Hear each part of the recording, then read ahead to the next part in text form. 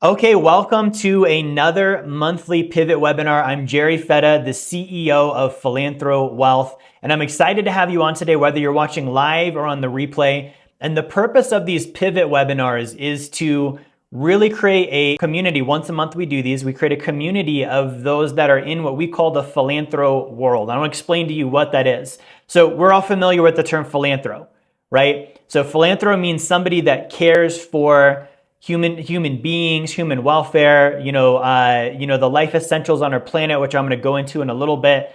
But we're focusing on as a group on, okay, how do we start directing the wealth on this planet towards those things?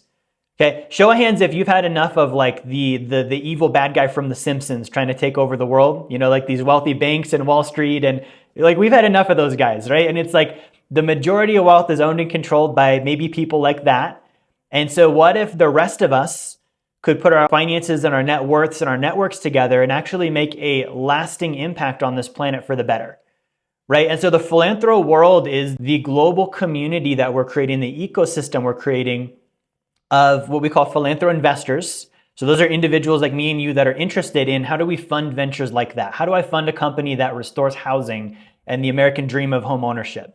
How do I fund a company that is cleaning up the water supply and recycling water planet-wide, right? Those are the interesting investment objectives that a philanthro investor is looking at. We're not just trying to make money. We're trying to also, emotionally connect with our investments and make this world a better place by nature of investing, right? A little bit of a different story. Instead of how do we invest in companies that create missiles and pharmaceuticals, right? So that's a philanthro investor. We're part of the philanthro world. The other part is the philanthropreneurs. These are the companies that we're investing in, the ventures that we work with, right? And so these are the entrepreneurs that have the idea, they've got the team, they've got the company, and they're like, I want to restore life essentials. I want to promote human welfare.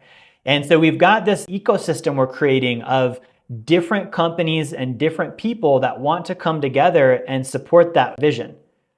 And so that's an important part. And so these pivot webinars are an important component of that. Now, pivot stands for Philanthro Investors Voyage of Transformation.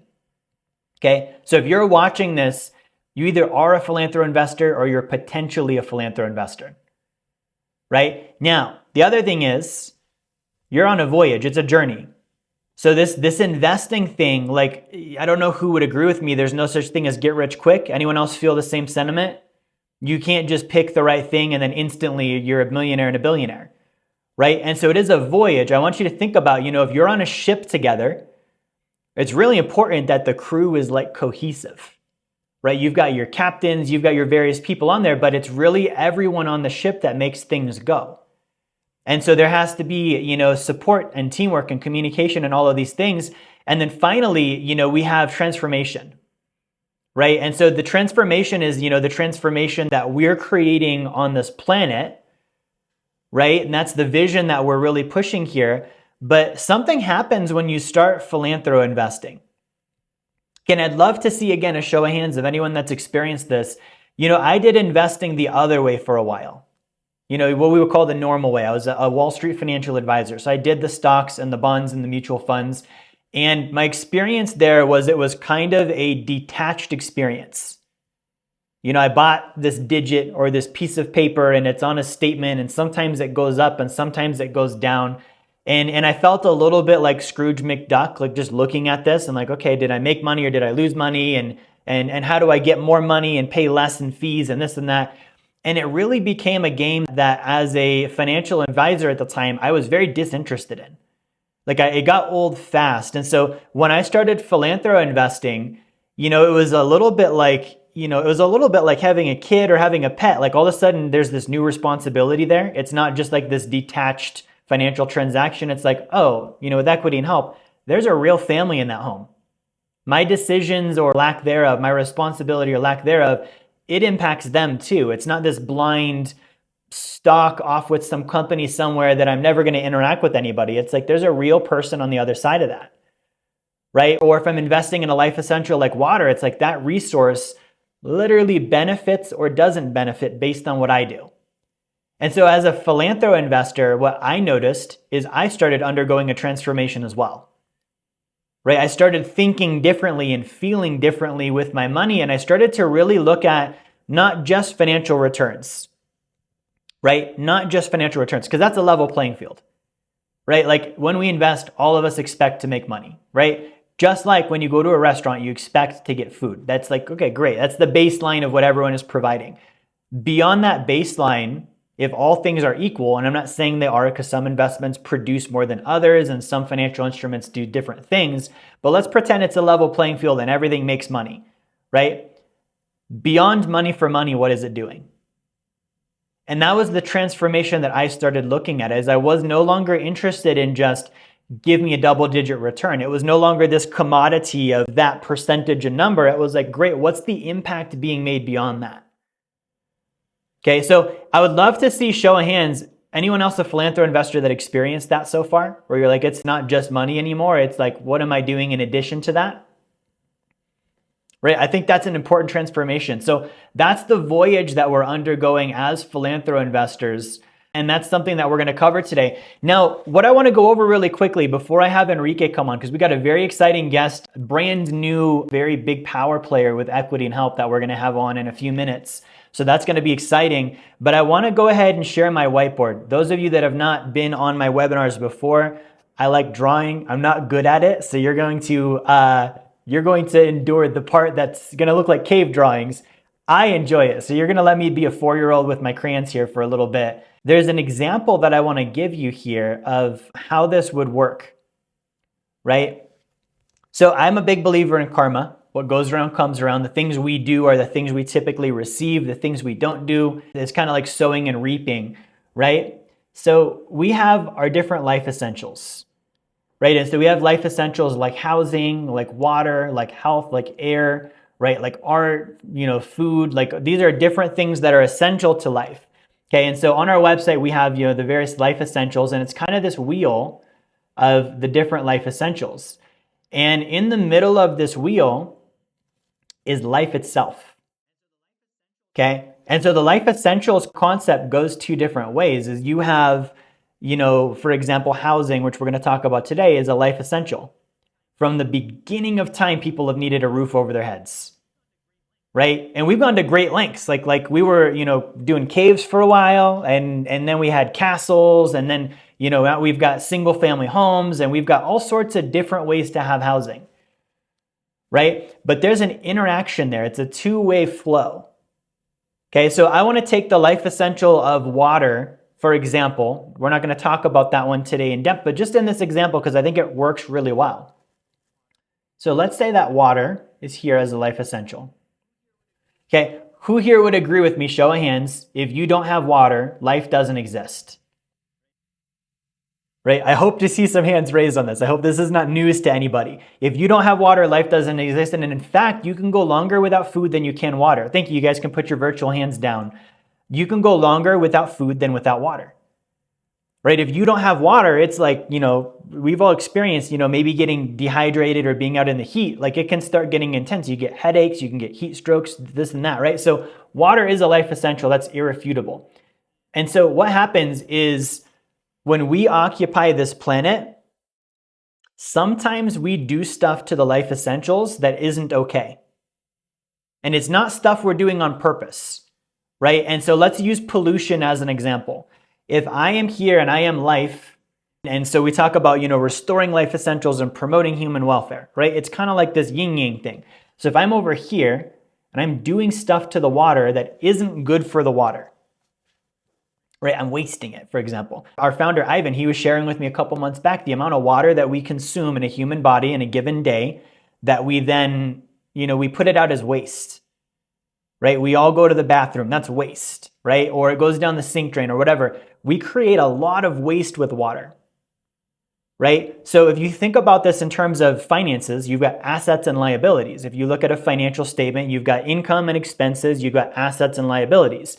Expenses take away, liabilities take away, income adds, assets add, right? And so you would want more assets and more income than you would want expenses and liabilities. If it's the other way around, life gets hard. Same thing applies to these life essentials. Am I adding more than I take? Let's say just with water, let's say I drink my standard 8 glasses a day like they say. I have just wasted 8 glasses of water. right? Not saying like I wasted it, like I didn't use it, but it went through my body. It's going to go out my body. It's going to then become waste.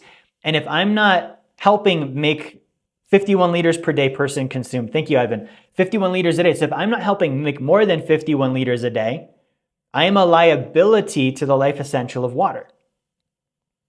Right? Now, it's not very feasible for all of us to go quit our jobs and be like, okay, great, we're going to spend our lives, filtering water in creeks and this and that. That doesn't really work. But if there was a way that I could support a venture that does do that, right? Because here's what happens when I do something to water that's not good. We all think, water is an inanimate object, right? There's this movie called The Happening. Who's ever seen The Happening with Mark Wahlberg, where the trees start attacking the people? Right? They start letting out these gases. Okay. It's kind of an exaggerated story, but it is true. We have pollution, don't we? We have water. The water gets polluted, and then we start drinking water that harms our bodies. Right? And so there's this thing where if we are not doing pro-survival things for the life essentials, they start returning the favor. Right? And we've all done this unintentionally. And so one of our things here is, okay, this is there. Like, we want to know that that's a thing and confront that that's a thing. How do we start to turn that around? How do we start focusing on how do we do good things for these life essentials?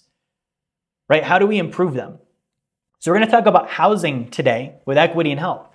And housing is a key life essential. And just like with my example with water, right? We build these structures on this planet and we're kind of wasteful with them. Right? The houses that we would look at today and say, that's a piece of junk, right? 30 years ago, that was someone's new house. They were really excited about it.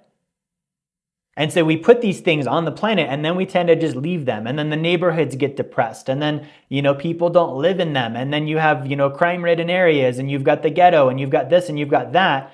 Housing is a life essential. And if we look at housing the same way that I just described water, where it's like, am I adding to this in a good way? Or am I part of what's taking away from it? I consume it, but I'm not producing anything to make it continue to last and to make the thing better.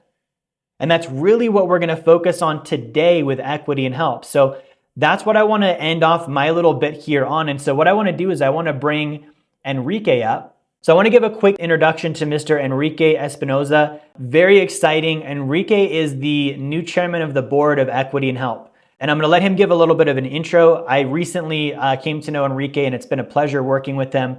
But what I didn't know is Enrique is what I call a real OG, like a real original gangster. He's one of the first guys in Equity and Help that helped get it up and running. And so he's coming in as chairman of the board, and he's got a lot of history, a lot of knowledge, a lot of really good plans and ideas. So Enrique, welcome. Thank you so much for being on Pivot today. I want to turn the floor over to you just to do an introduction and kind of do a briefing on some of what you have going on with Equity and Help. Jerry, thank you so much for inviting me and having me here. Yes, let me start off by saying that we are really excited at Equity and Help with housing philanthropy investing. Honestly, it has never looked better than it does right now. We have some fantastic things that are in the works, and so 2025, I think, really will have some wonderful things coming down for the benefit of everyone.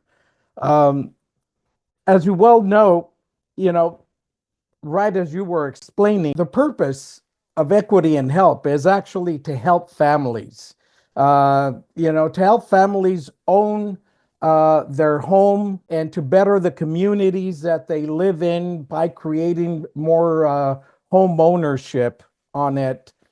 And we have an immediate goal of helping 1,000 families. Now, it's easily said, but 1,000 is 1,000, right?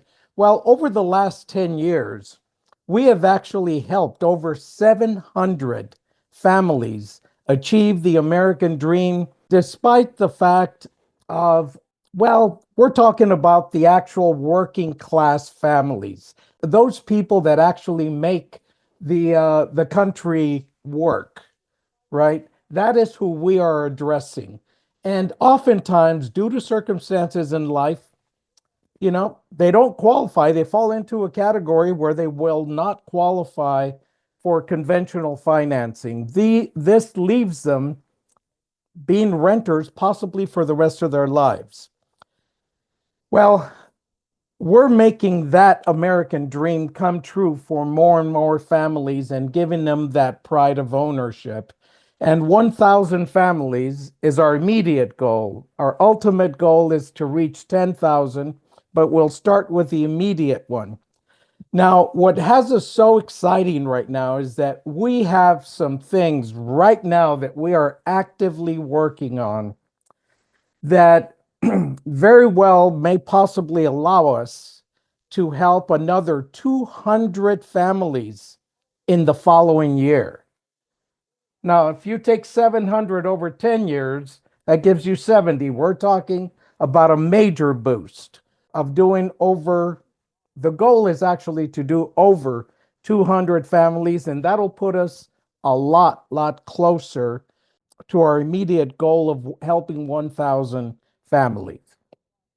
However, there is the other side that is very important in the equation of housing philanthro investing, and that is the philanthro investor, right? And of course, ensuring and seeing that our investors are getting attractive returns, a good ROI on their investment, while they're also receiving the satisfaction of helping. That is our goal. Now, historically looking over the last 10 years, one of the things that we saw is that quarter by quarter, when we measure results, the cash on cash return on investment for our investors, it will fluctuate somewhere between 10, 12, 12 and a half, even back and forth. And it just varies depending on the actual quarter that is being measured. However, upon closer inspection, we notice that some individual investor portfolios are bringing in returns of 13.5%. And then there are other portfolios that at times are only performing at around 8.5%. Now, these variables, of course, have to do with the life of real estate. Families sometimes fall behind on their payments. They get a job elsewhere and they need to move, so the house needs to be resold. And this results in some individual portfolios having houses that are not performing at any particular point in time.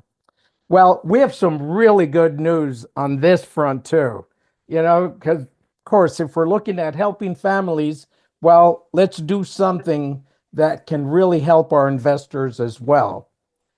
And we have right now in the works something that very well will allow investors to be able to receive the portfolio wide of all assets under management, receive that return instead of their own individual returns.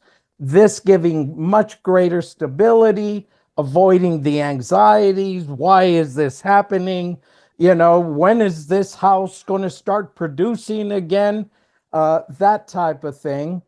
And it is very exciting because this would allow, if it's performing 10 to 12%, historically, listen, 10 to 12% with a real asset backing that investment, it's difficult to get any better than that.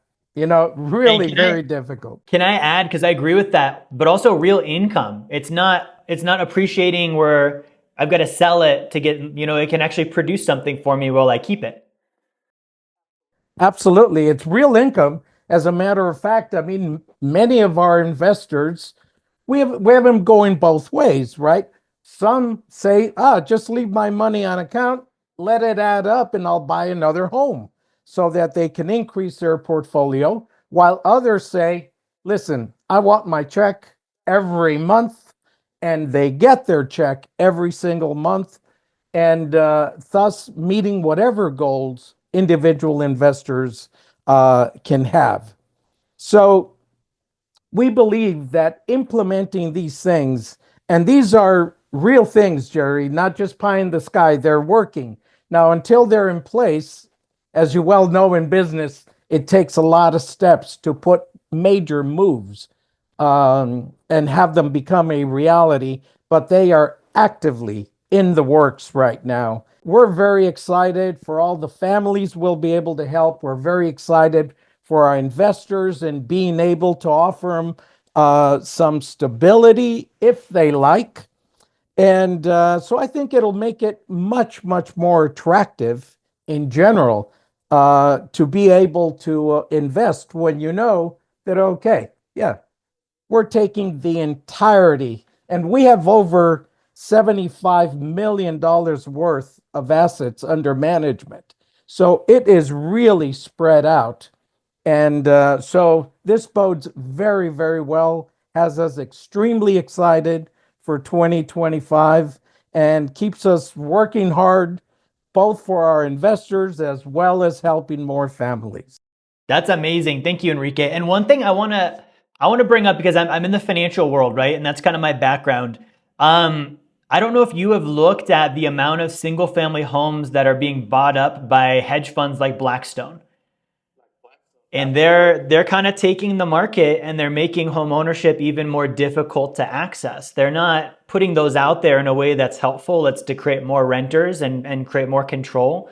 So when I looked at equity and help for the first time, I'd come from the world of funds and real estate and stocks and bonds and stuff, and it was the only thing I could find, right? And I'm someone that looked a lot. I looked at all of the things you could look at. It's the only thing that I could find that was like structured in a way that worked on both ends. Like it was helping an investor make considerable returns. I'm a philanthro investor with equity and help too, and it's I don't get those returns like that anywhere, right? And the other thing is I know I'm helping someone, so I kind of almost look at us as like the reverse Blackstone. It's like we're doing the opposite. We're giving people control and access instead of taking it. Yes, indeed. Yes, indeed. And look, just knowing, I mean, I actually got excited with your intro just looking at it because it is so true. You know, who wouldn't, given a good, attractive return, who wouldn't opt to put their money where you can do some good for the world rather than just getting a return that is empty? So it is very, very exciting, obviously across the world. And I know that with philanthro investing, many areas are being addressed, but very specifically in housing, you know, when looked at that 50%, it's hard to believe that the US, being one of the richest and most prosperous countries in the world, about 50% of the population is actually being denied the home ownership simply because they don't qualify when they're extremely good people. And we have tons of examples. I know you yourself have seen some of the testimonials and such. It's just so heartwarming on both ends, mind you, from investors, the testimonials, as well as the families that are finally getting the pride of home ownership. Yeah, absolutely. So in the next year, we're looking at helping 200 to 300 families getting to that 1,000 marker. We've got this opportunity for investors launching. Talk to me a little bit about, and before I ask this question, I want to share a couple of statistics that I think are very important, right? So I don't know if you guys knew this. Children of homeowners are 19% more likely to graduate from high school compared to those of renters. Okay, so that's one of them. Each year of home ownership is associated with a $9,500 net worth increase for families. And then home ownership, it also has impact on crime statistics, neighborhood stability, economic empowerment. So Enrique, that's kind of just with normal home ownership. Like you're just buying a house with a mortgage, it's the standard thing. Correct. Talk to me about some of the programs you guys have in the works for handling, drug abuse, giving moral stability to neighborhoods. I heard there are a couple of different campaign-based projects that you're working on in addition to that for the families and the communities that the homes are in. That's absolutely correct. Once again, the whole idea is most definitely to help not just the individual families, but to help communities. And we're all well aware of the fact that unfortunately, the use of drugs has proliferated enormously. So we are putting in campaigns into the communities where there is drug education, telling the truth about drugs, right? Because it does no good, I have found with this, it does no good to tell somebody, don't do this because it's not good for you. No, give them an understanding of what it is. And if they truly understand what it is, wow, if they still want to go through with it, okay, it's your choice, it's your life, but it will be ruined. We also include what is a uh, common sense moral guide, if you will, that's called The Way to Happiness. And The Way to Happiness covers different precepts that are the basis of living a happy life. So we put this out to the families, we put this out in the communities where we are helping families. And it's very exciting because these are effective campaigns and these do produce results. So we're privileged to be able to help others in this regard as well. I love that. And I grew up kind of in the background of, being in a lower economic status with my family. So we lost our house when I was 8. My mom and dad got divorced the same summer. And I went to a school growing up, as a kid, and I was a renter, right? My parents were renters. There was a lot of drug use. And I think, for those of us that aren't doing those things and we're maybe not in that situation, there are certain aspects that we tend to take for granted. We would call them, like you said, common sense. And the old adage about that is it's not as common as we would seem to think it is, right? So That's right. I think, if we put ourselves in the shoes of some of the families that are moving into these homes, and everyone kind of take a moment right now and picture that, like, if you're, a mom or a dad, right, and you're moving into one of these homes, you're probably kind of reaching up, right? You're reaching up trying to improve your life, and that's probably not what most of that family would know are doing, right? They might have friends and family that they're not trying to improve their lives. They're not trying to avoid drugs. They're not trying to use common sense for just their moral compass, if you will. And so I think it's really important. This is just my own thought on this, but I think it's important that we're helping with that too, because for me, coming from an environment and a lifestyle kind of like that, when I started to reach up, I didn't have a hand always on the other side. It was not always like there was someone to reach to that was saying, "Hey, here's the anchor, right? Here's what you need to reach for." So I love that we're helping with that also. We're not just saying let's help with home ownership, but we're saying if you're trying to improve your life, we're going to give you resources for that too, and we're going to be that hand on the other end. This is true. This is so true. And I don't know how many of the viewers might actually understand, but we provide family representatives that actually work with families that understand they aren't just a commodity for us. And okay, something occurs within your life. Well, we don't care. Tough, figure it out and you pay. Now, we have people that actually that know that we're dealing with human beings and that things happen. Things happen in all of our lives that, present us with challenges that sometimes are easily met and sometimes not that easily met. But if you have somebody that works with you, I think that this is why we have so many families that even though they may fall behind a month or two, there they are and they get caught up and they're just working it out. We also help them out by reporting on their payments to credit agencies so that their credit can improve. And many of our families, their credit improves, are able to qualify for conventional, and they'll go ahead and they'll buy the home and just liquidate the balance on it. And nothing makes us happier than to have that occur. And believe me, it makes our investors very happy as we show them the numbers. Like, listen, they've been paying you for 4 years or 5 years. You've made all this money. Now they pay it, and now you get another home and you start again with owner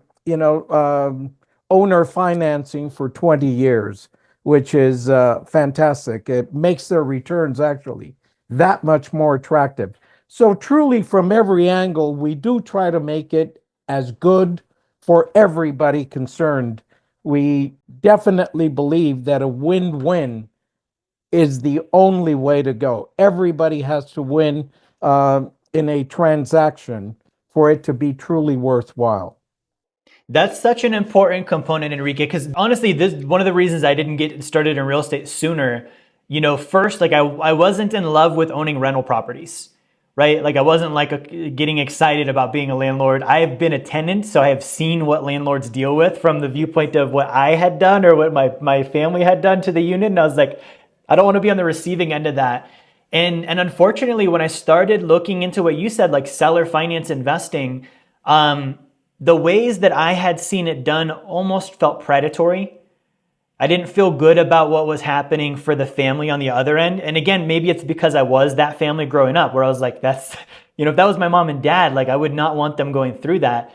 So the fact that, and I've talked to some people that were looking at becoming a philanthro investor, and it's like, why aren't we charging more on the front end? It's like, well, because we're trying to help, right? Or why isn't the interest rate higher? Well, because we're trying to help.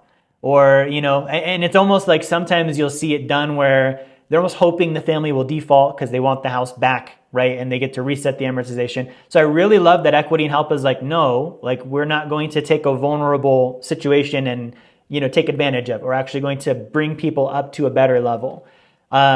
Now, another question I had, and I don't want to get into politics at all. I think both sides are wrong. Just so everyone is on the same page with me there. But with the new year happening, a new presidency, where do we see E&H going? And is there really a lot of impact or concern with current market trends, as far as interest rates and housing prices and politics and those types of things? How much of an impact does that really have on the Equity and Help model? And what should we be thinking about there as we roll into 2025? Excellent question. And the answer is very little impact. The outlook in general, I think, is good for the country. Change is always, tends to be good for the country.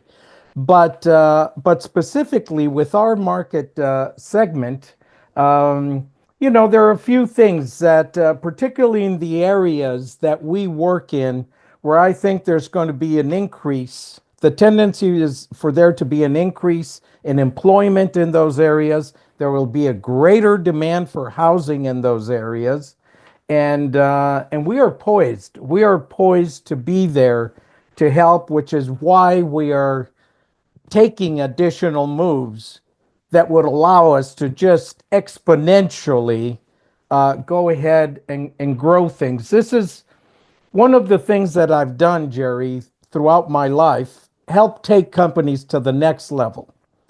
It's a concept that is easily said, not easily realized. Even companies that are in absolutely great shape, they're making money, but they hit a ceiling and they can't get beyond it. And what they do is that they start throwing money at it. They start throwing people at it, and they still can't break the ceiling. And that is, it's because you have to step back and take a different look at it and say, okay, here is a path that we can take. And that hopefully is what I will be able to bring to Equity and Help, and just take it to another level. Because if there is an enterprise that truly deserves it, it's Equity and Help. The staff is fantastic. They work really hard, and they're dedicated. And so it's one of these things where you say, wow, all right, let's help everybody. Let's just take this to the next level and make this a real trend, make it big so that more people start realizing that, wow, maybe if we start philanthro investing, we would do better as well. As you mentioned, there's nothing like it on the satisfaction that you receive when you know you're causing some good. Yeah, it's totally true. And Enrique, so you're chairman of the board now, right? And I know there's some backstory with you and Equity and Help. Could you share a little bit with us about your background as an entrepreneur, some of your background with Equity and Help? And there's a story that I haven't heard the whole story. I heard there is a story about a trip to Argentina and some crazy things you were able to accomplish there. So can you tell us a little bit about you, a little bit about your background, and a little bit about what you've done so far? Well, as I mentioned, with regards to me and my background, I mean, to begin with, I'm from Mexico. I was born, raised, and educated in Mexico. In While in Mexico, some partners and we formed a trading company that to actually export finished Mexican goods, which was totally unheard of at the time, right? Mexico just was exporting raw materials. We did that and we grew that company to where we had our headquarters in Mexico City, an office in Los Angeles, we had an office in Paris, and we had an office in Tokyo.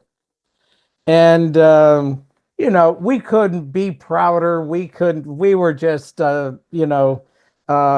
very happy at the success and so forth that we achieved. But that brought me to the US because I was heading the operation in Los Angeles. So it brought me to Los Angeles. Long story short, with the exception of a few years where I lived back in Mexico, I have been in the US ever since, right? And once you see all the opportunity that is here in the US, if you work hard, you can succeed. And so I thought I had died and gone to heaven and started up as an entrepreneur. I've worked in many different areas, businesses. I worked in environmental, had an environmental company that had a gas additive that reduced emissions. Um, and then sold companies. And what occurred there was that I became a consultant, not because I put out a shingle and saying I'm a consultant, but because people were saying, well, wait a minute, how did you do that? And I said, well, it takes different steps. Well, can you come over and show me how you did that? And I would say, sure. And then from there, another. And we're looking at like 20, 25 years later, having done that in many different industries, you actually see that there is common ground within all of this and that there are certain actions. Well, this brings us to 2015. And I happen to have gone to Clearwater, Florida, and I'm introduced to Ivan at that time.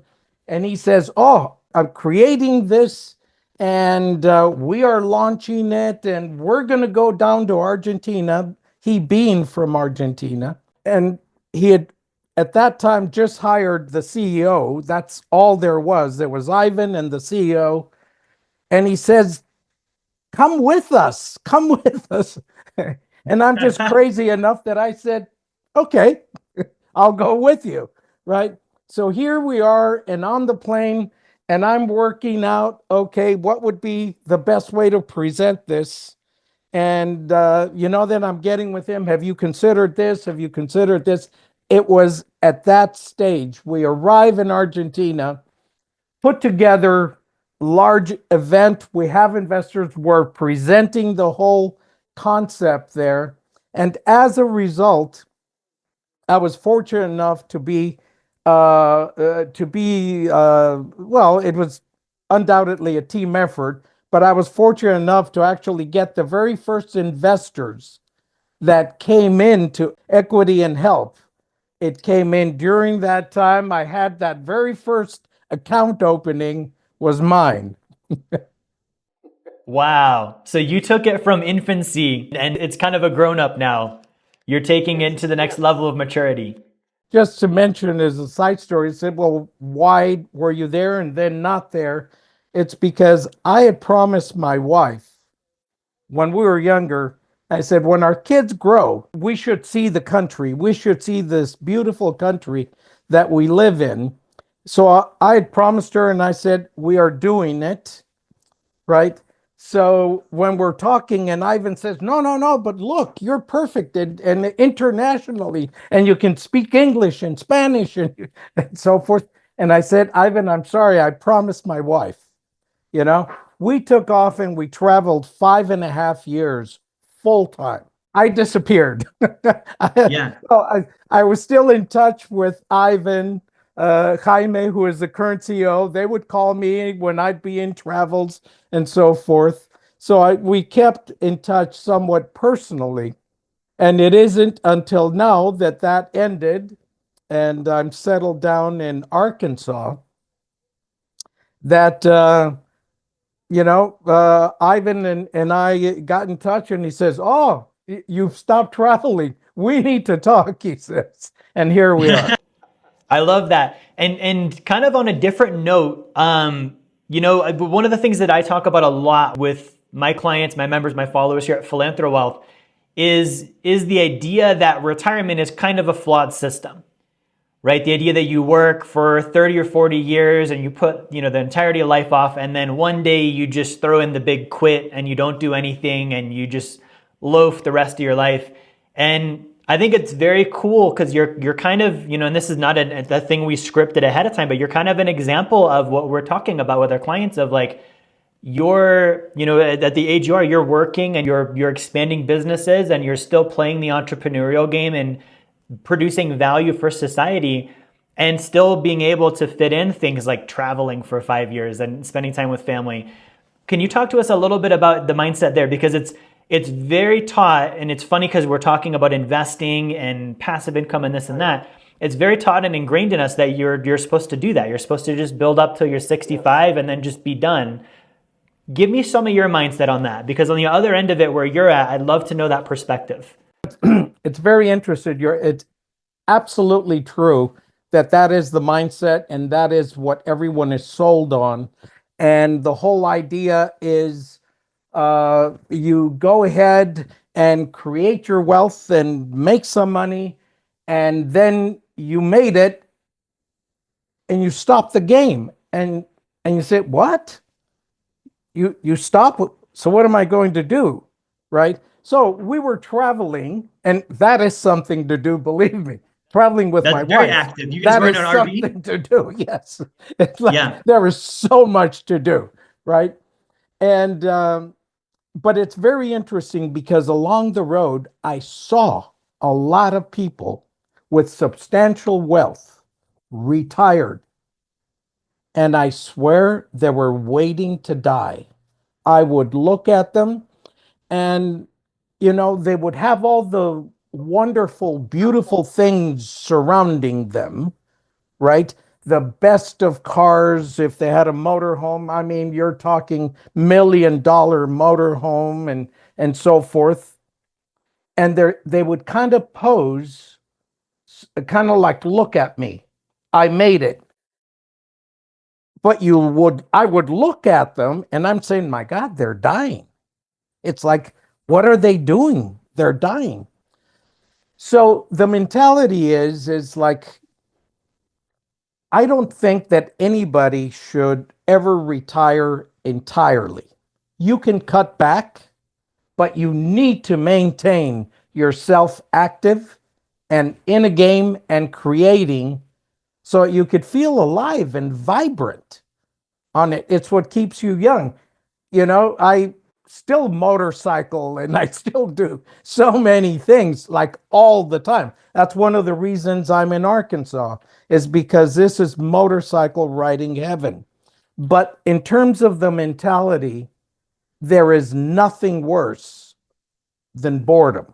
If anybody has ever experienced true boredom, there is nothing, no worse curse, right? problems of any kind are welcome versus boredom. And, you have successful men, and I've met many and I've talked to them where they were important men and they were very active.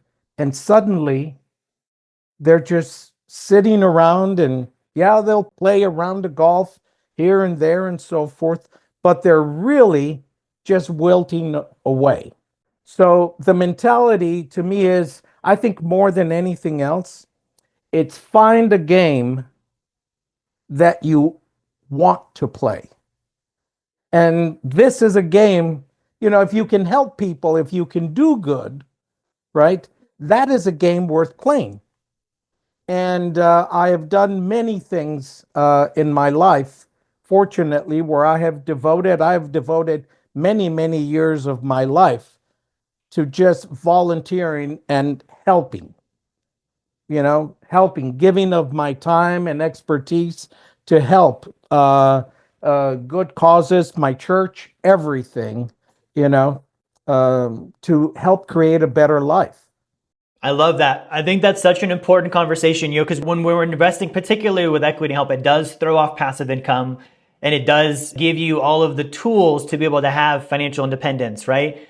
And I think, from a couple of aspects, one of the things I love about that is it isn't like I just bought a stock and it's this, like I mentioned at the beginning, this disconnected transaction that just pays me. Being a philanthro investor is a purpose.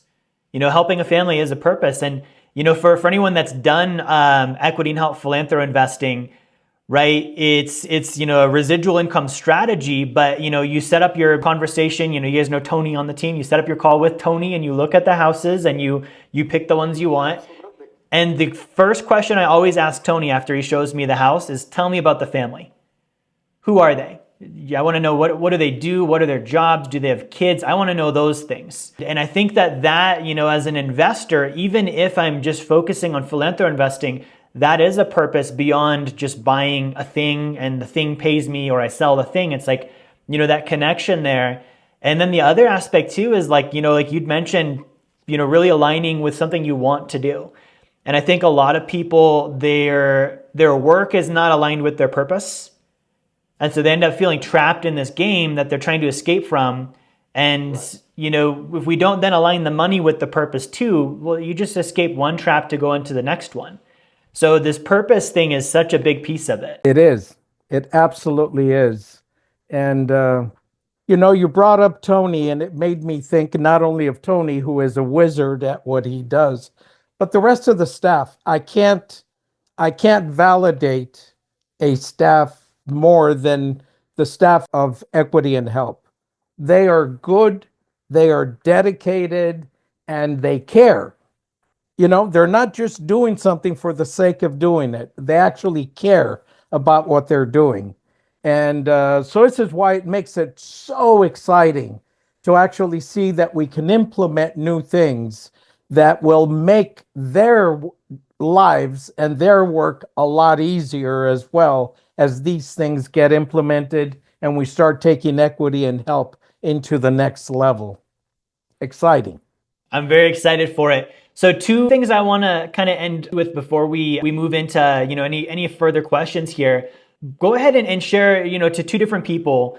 What would you say to someone that has been in equity and help, right? And they've been through the good and the bad and some of the stuff you mentioned, right?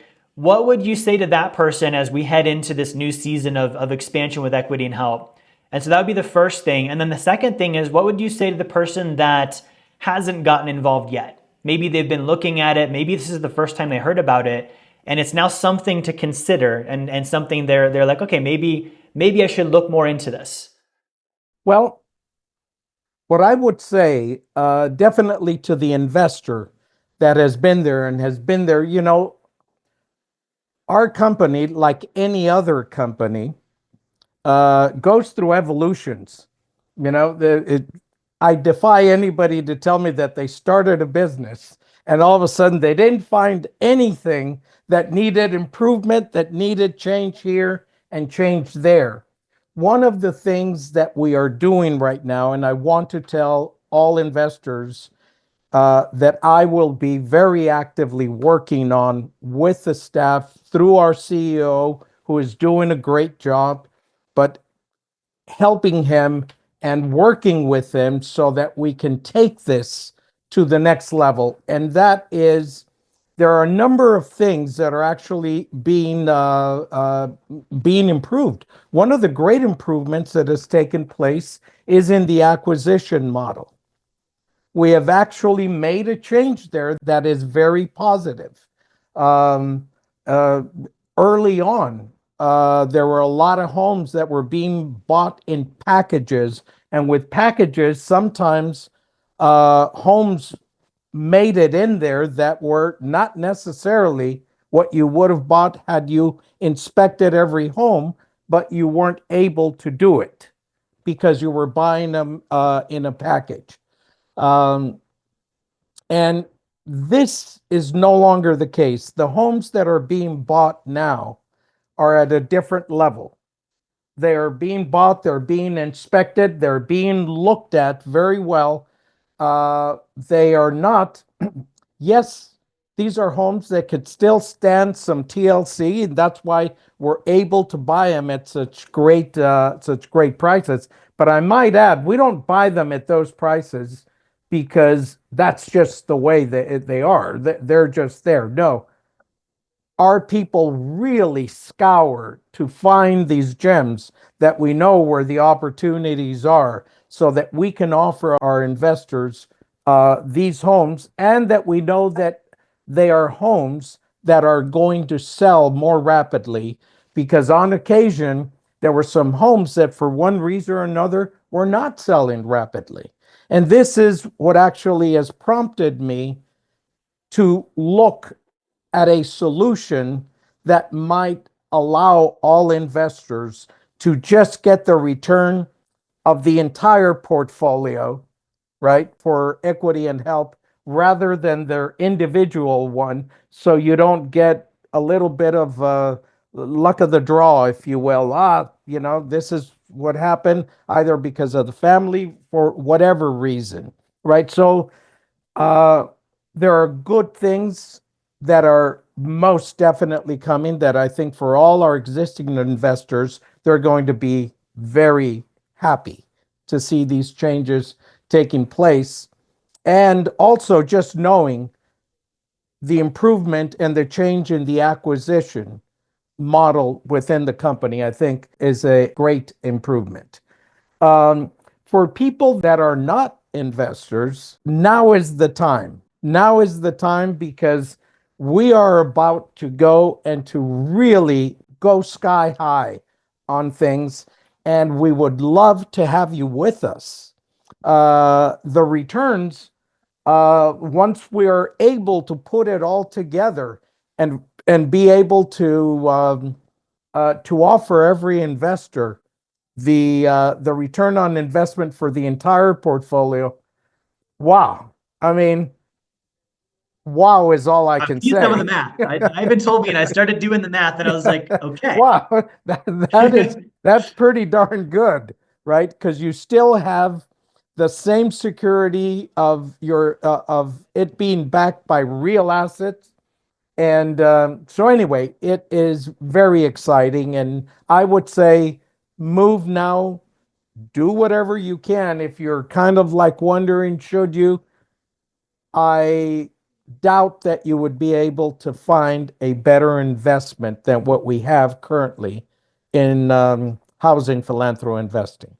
Very true. Thank you. Thank you. And I think there's a few questions I want to knock out here before we wrap up and go over any final parting words here. One of the questions is actually about the new structure for 2025. So there's a question about what are the minimums going to look like, and kind of giving some context for those that may not know. With the individual home selection model that we've had, there was a minimum of homes, and it was a little bit of a higher barrier to entry. What is that going to kind of look like for a new person coming in, as far as the minimum someone could get started with on the new model versus what it's been in the past?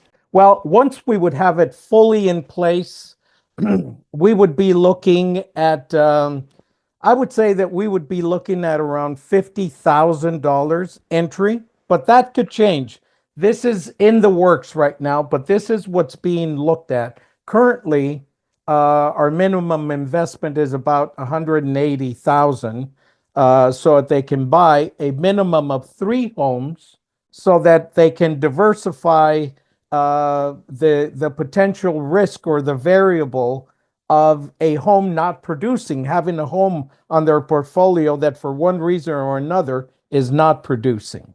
That makes sense. So that kind of goes away with this new structure. You have the whole of the fund, and it's not on the philanthro investor individually on if one of the homes isn't doing well, they're going to feel that directly. Good, good. And I think I'm looking at the questions. I think we answered a lot of these already. Let me see if there's anything else that comes up here. And this is kind of just my own, Enrique, devil's advocate, right? If I'm new, or let's say I'm considering investing, okay, and I'm looking at this and I'm hearing today, I'm like, okay, there's going to be a new model and a new fund kind of opportunity that comes out in 2025 with the whole of portfolio. Why would I invest today still? Like, you know what I mean? If I'm looking at this in anticipation of what's coming in 2025. Well, look, there's 2 answers to that. One of them is you would invest today because whatever you invest today, you can roll into the new structure, right? Okay. So that would give you the best of both worlds. You can start immediately right now, and you can roll into the new structure. Also, we have a lot of demand right now on us. So one of the more difficult things is actually at this point, which is what is being addressed and so forth, is having sufficient inventory to fill the demand, right? And one of the things that I could tell people is for $1,000 that goes into escrow, mind you, this is not, you can open your account, and that would allow you to be on a first come, first served basis for properties as they become available. Because we do have, at this point, it's a good problem to have, but we have a greater demand. We're having, I don't want to say total problems, but we do have more demand than we have the actual homes, and we're continually buying them. But as soon as we buy them and we get them set up, then investors that are in line are looking at them and they say, yeah, I want this one. No, I want that one, right? Well, wait a minute. Somebody else says, but I was looking. Yeah, but you haven't opened your account, right? So open your account, you stand in line, and you will be serviced by us. Believe me, if for any reason you decide it's not for me, you ask for your $1,000 back, it's all yours. It's in an escrow account. I love that. And I know you're the inventor of the account opening form. Is that right? Yes. Okay. Very good piece of ingenuity there. Good. So I think that kind of covers it on the questions I'm seeing here. And I think the main thing as we're wrapping up is for those that are interested in investing and becoming a philanthro investor, definitely, do that. I would explore that. There's education, and particularly if you're coming through us with Philanthro Wealth, there's a whole book on housing philanthro investing. We have a course, and we almost require and would want you to get educated, right? And so that way you're coming into this, getting all of the information, really feeling like you're in the driver's seat. So I think that that's a good starting point. And then for those of us that are already philanthro investors, it sounds like it's going to be an exciting ride. I'm very, very eager and looking forward to 2025 and what's going to come with that. So Enrique, what is the best way for people to contact you if they have questions, if they would like to send an email to you or to the CEO or to someone on the team just to get more information as an investor or to become an investor? Well, one of the easiest ways is just info@equityandhelp.com. And if you want to contact me directly, you can do so there. You can just say, I would like to speak directly or contact me. I can put up my email address and so forth, but that way it all gets focused. You can go to our website, equityandhelp.com, and you can also just go ahead and contact us through there, and we would be more than glad to provide you whatever information you have. And our entire staff, including myself, are more than willing to speak with anyone. Awesome. Awesome. Thank you so much. And guys, I don't want to put too many links out there, but I did mention the course. And so I want to share that really quick too. So we have a housing philanthro investing training course you can go through and actually get fully educated and fully certified as a housing philanthro investor before starting the process to invest with Equity and Help. And even if you've got, homes and investments already, it's a great way, if you've not done that, to get some extra education. I'm never going to be one that's going to tell you less knowledge is better. More knowledge is always the route to go. So I want to share that really quick on my screen, and I'll put the link in the chat. We actually have on Philanthro Wealth side, we have a Christmas bundle we're doing. So I'll put the link here. It's a special, it's $25. You get the Housing Philanthro Investing course. You get the How to Create Wealth course as well. So I'm going to put that link in the comments for you guys so you can grab that. And that's a good way to get some training under your belt, get some education under your belt, and then move smoothly into the process. Or if it's a back step because you didn't get the education first and you did the investing already, that's totally fine too. So feel free to grab that. Enrique, I want to give you just a final blurb here on anything you'd like to say before we end off for today. I wanted to thank you for this opportunity, and just once again, just let everybody know that we are accessible, independent of the info at Equity and Help. You can contact the CEO at equityandhelp.com, and he would be more than glad to definitely see that anything you need is tended to rapidly. And if somebody, as I mentioned before, wants to speak to me, just let anybody know, and they will pass the communication on directly to me. Awesome. Well, Enrique, thank you so much. It's been great getting to know you better. I'm seeing lots of comments that say the same. So I think we've got a lot of positive excitement and enthusiasm for your plans here. I know you and the CEO have got some good things in store. So thank you so much for the briefing, the information. Everyone that watched, thank you so much for your support. I know the families appreciate it. We appreciate it. Equity and Help appreciates it. And we'll look forward to seeing you guys on the next Pivot webinar.